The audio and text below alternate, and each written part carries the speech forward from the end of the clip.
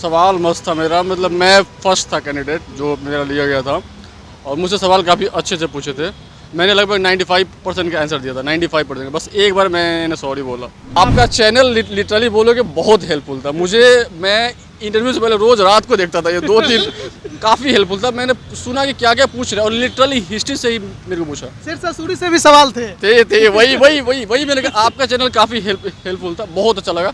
and mostly it revolved around my hobbies. Optional क्या रहा आपका? ऑप्शनल मेरा एंथ्रोपोलॉजी था, और medium? Medium English.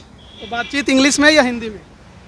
Actually mix था, दोनों हिंदी इंग्लिश मिक्स था। वो जब हिंदी में पूछ रहे थे तो मैं हिंदी में आंसर कर रहा था, बट जब इंग्लिश में पूछ रहे थे I was answering in English. Optional से क्या सवाल रहे? ऑप्शनल से मेरा बस जो चेयरमैन सर थे वो उन्होंने पूछा था क्वेश्चन कि वो जो इवोल्यूशनरी लाइन्स है ह्यूमन का बताओ वो। और इसके अलावा करंट? फिजिक्स से क्वेश्चन था मेरा, वो ऑनर्स था फिजिक्स से क्वेश्चन था, रॉकेट साइंस से। क्या?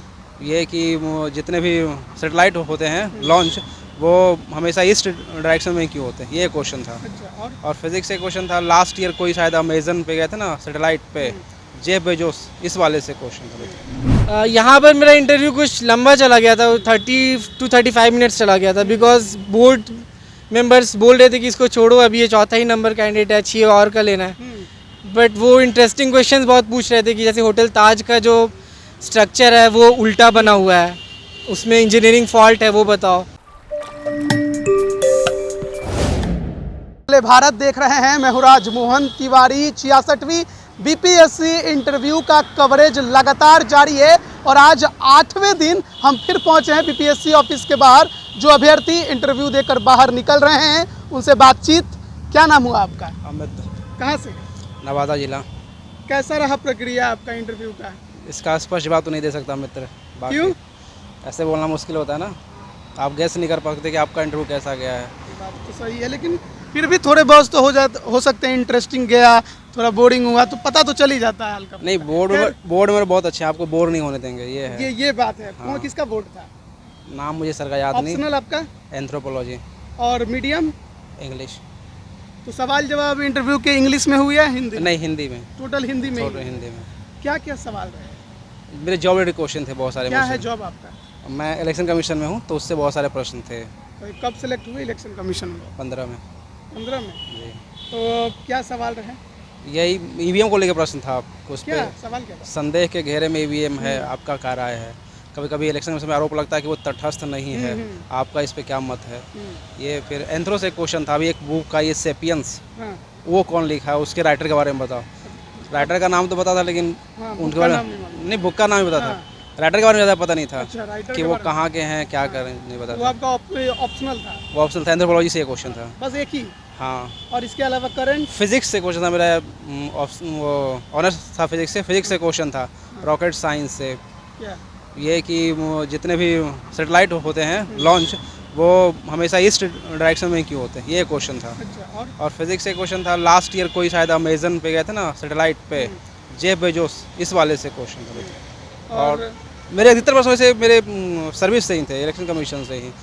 कौन से आर्टिकल से इसको पावर मिलता है, कौन कौन से चुनाव कराता है, आगे आने वाले चुनाव कौन कौन हैं, और फिर राज्य निर्वाचन आयोग में कौन कौन से भी भविष्य में चुनाव होने वाले हैं, ये सब प्रश्न थे मेरे। बस यही? और हॉबीज वगैरह? उससे प्रश्न करंट? करंट से ऐसा कुछ क्वेश्चन नहीं था। कुछ नहीं था, क्योंकि नहीं। आजकल थोड़ा क्वाड का भी मामला चल रहा था, तो नहीं। पिछले दिन सवाल रहे थे इससे। भाग्यवश मुझसे करंट से कोई क्वेश्चन नहीं था, न अच्छा। करंट से, न जॉब हॉबी से। प्रेफरेंस आपका क्या है? अवर निर्वाचन पदाधिकारी था, इससे उसने पूछा जॉब प्रेफरेंस, उन्होंने पूछा जॉब प्रेफरेंस क्या आपका क्या है, कौन सा, तो 2-3 नंबर तक पूछे। आपका पहला कौन सा है? अवर निर्वाचन पदाधिकारी। दूसरा था नियोजन। तीसरा? तीसरा ग्रामीण विकास पदाधिकारी था। तो सवाल उसी से रिलेटेड थोड़े बहुत रहे। और बात करें तैयारी को लेकर, क्योंकि नौकरी में है तो तैयारी करना तो काफ़ी मुश्किल रहा होगा। मतलब इस मनस्थिति में इसका सही जवाब हम दे पाएँ, कभी और अगर आप आओ तो मैं बड़े विस्तार से बात करूँगा इस बारे में। चलिए, उम्मीद है कि जिसके लिए आप आए थे वो आपका ज़रूर पूरा हो। और 67वीं बीपीएससी का पीटी होने वाला है, तो पीटी की हल्की सी तैयारी को लेकर अगर आप कुछ बोलना चाहें, तैयारी को लेकर हल्की सी कुछ बोलना चाहें। प्रीवियस पेपर बार बार बनाए, बाकी करंट यार अच्छे से देख लें। आंसर राइटिंग कितना महत्वपूर्ण? कंटेंट मायने रखता है मित्र। अच्छा, राइटिंग वाइटिंग का हुआ बना देते हैं लोग, ऐसा हाँ। जरूरी नहीं है। आप कंटेंट के लिए वो बहुत मायने रखता है। एंथ्रोपोलॉजी के लिए आपने कौन सा बुक पढ़ा होगा? लंबी लिस्ट है यार। थोड़ी सी, 2-4? जैसे फिजिकल हैं तो उनमें पीनाथ सर का बुक था, अगर सोशियो कल्चरल है तो एक ब्रेन ट्री का भी आता है उसको, हालांकि शुरुआती समय में। लास्टली मैंने एक आता विवेक भस्म सर का अप्लाइड एंथ्रोपोलॉजी, उस पर मैंने बहुत ध्यान दिया था। और भी कुछ है क्या इसमें? नहीं इसमें नहीं, बस एंथ्रोपोलॉजी के लिए यही है। काफ़ी है इतना, 2-3 बुक जनरल और हैं। स्टडीज वगैरह के लिए प्रीवियस पेपर बहुत बार बनाए लोग, पेपर। और करंट के लिए कोई एक अच्छा मैगजीन पढ़ें, कोई भी अच्छा। आपके लिए अच्छी मैगजीन कौन सी? वैसे मैं विजन आईएएस फॉलो करता था यार। Vision IAS. अच्छा, आखिरी सवाल आपसे बस यही रहेगा, ज़्यादा देर हम आपका नहीं लेंगे, आप थोड़ा जल्दीबाजी में हमको दिखाई दे रहे हैं। एक्चुअली भूख लगा हुआ है। कितने देर से भूखे? मैंने लास्ट 11 बजे खाया था, तब से मैं भूखा हूँ और इंटरव्यू देने के बाद और भूख बढ़ गया है। बहुत ज़्यादा। तो उम्मीद है कि हो जाएगा इस बार, इंटरव्यू अच्छा गया है? गॉन्ड जाटते हैं। कितने देर तक चला होगा? मेरा 20 से 25 मिनट था। 20 से 25 मिनट। चलिए, उम्मीद हम आपसे यही करेंगे कि आपने जो उम्मीद लगाई थी वो जरूर पूरा हो।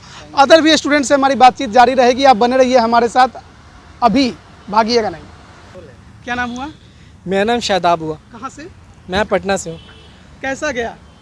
इंटरव्यू काफ़ी अच्छा रहा। बोर्ड शायद शोभेंद्र सर का था।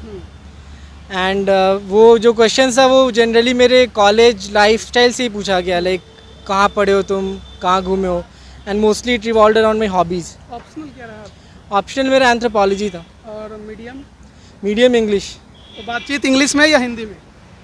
एक्चुअली मिक्स था, दोनों हिंदी इंग्लिश मिक्स था। वो जब हिंदी में पूछ रहे थे तो मैं हिंदी में आंसर कर रहा था, बट जब इंग्लिश में पूछ रहे थे I was answering in English. Optional से क्या सवाल रहे?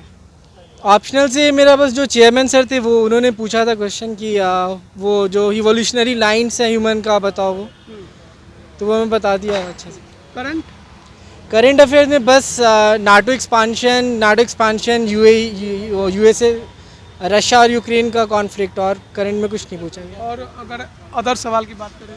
अदर सवाल जहाँ तक बात है तो वो हॉबीज़ पर बहुत सारे क्वेश्चन थे मेरे, बहुत ज़्यादा। मेरा हॉबीज़ जैसे ट्रैकिंग मैंने बताया था, तो पूछे तुमने कहाँ कहाँ ट्रैकिंग किया है। फिर मैं जहाँ से मुंबई में रहा हूँ तो वो पूछ रहे थे कि मुंबई और पुणे का कंपैरिजन करो आल्टीट्यूड में। फिर पूछे कि पोल्यूशन का लेवल राइज हो रहा है पुणे में, उसका रीज़न बताओ। और भी पूछे थे ट्रैकिंग से रिलेटेड, कहाँ कहाँ लास्ट ट्रैक किए थे, हॉबीज़।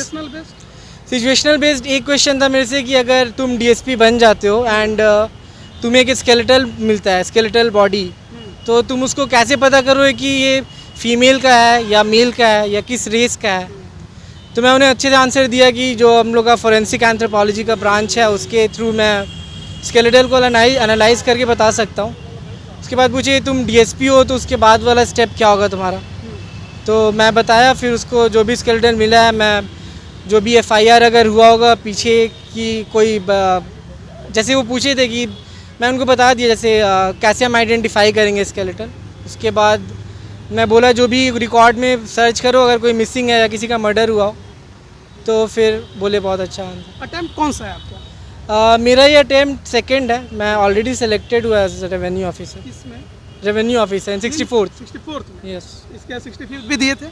नहीं 65th नहीं दे पाया था बिकॉज मेरा यूपीएससी मेंस था उस समय। एक सेलेक्टेड कैंडिडेट से एक समस्या रहती है, जो सेलेक्ट नहीं है यानी जो एग्ज़ाम देने आते हैं, वो कहते हैं कि जो सेलेक्टेड कैंडिडेट है वो पूरा का पूरा फिल कर देते हैं, जबकि रेवेन्यू अफसर उनको वो पहले से बने हुए हैं फिर भी वो दोबारा से उसमें भर देते हैं, जबकि ऐसा नहीं करना चाहिए। क्या आपने भी वही किया है या नहीं ऑब्वियसली मैंने ये नहीं किया है। जो मेरा लेवल 9 का प्रेफरेंस था जॉब का, बस उसी को मैंने फिल किया।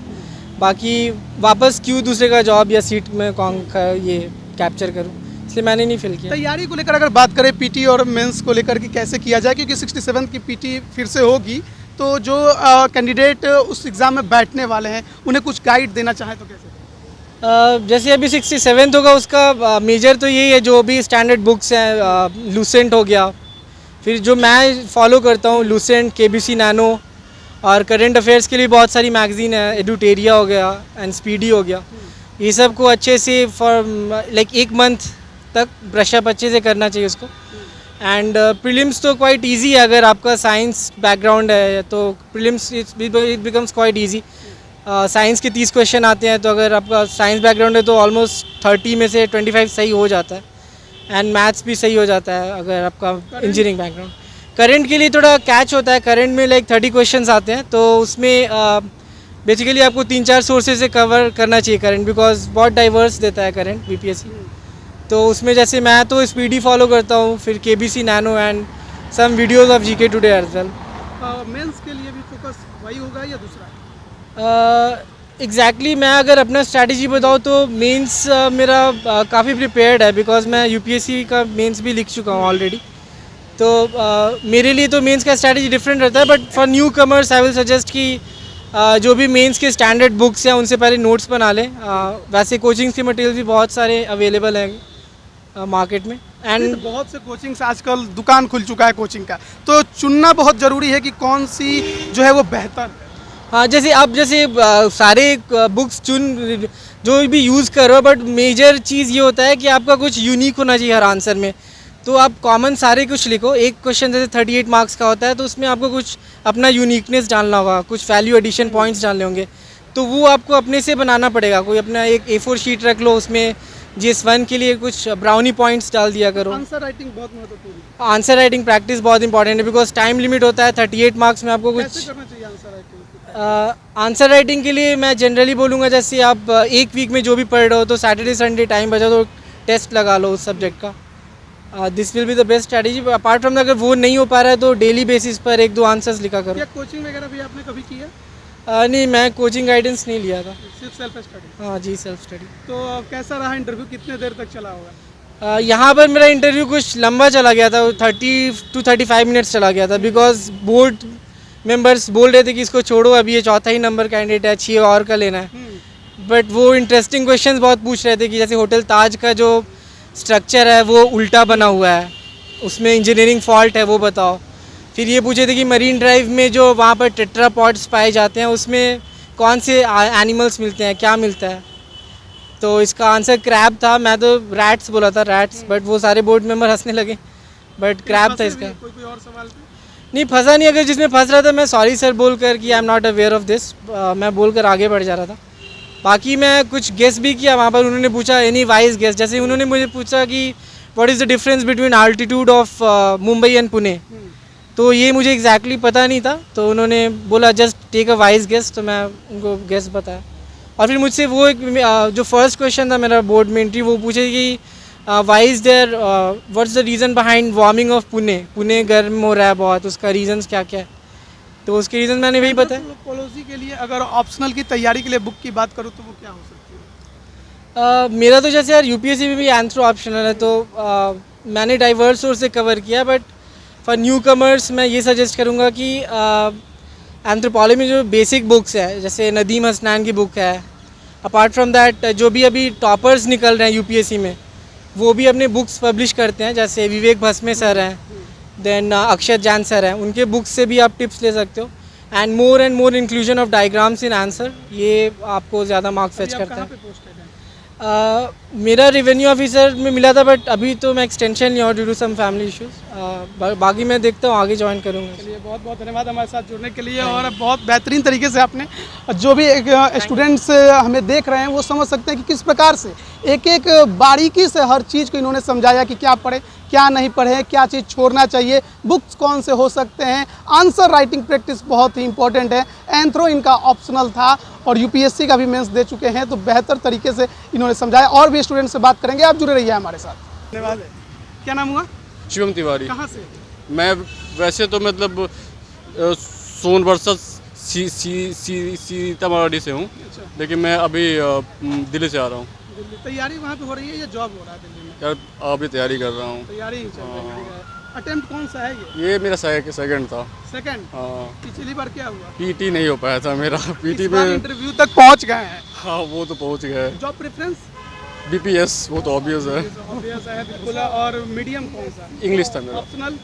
फिलोसफी। तो सवाल कैसे पूछेगा? सवाल मस्त था मेरा, मतलब मैं फर्स्ट था कैंडिडेट जो मेरा लिया गया था, और मुझसे सवाल काफ़ी अच्छे से पूछे थे।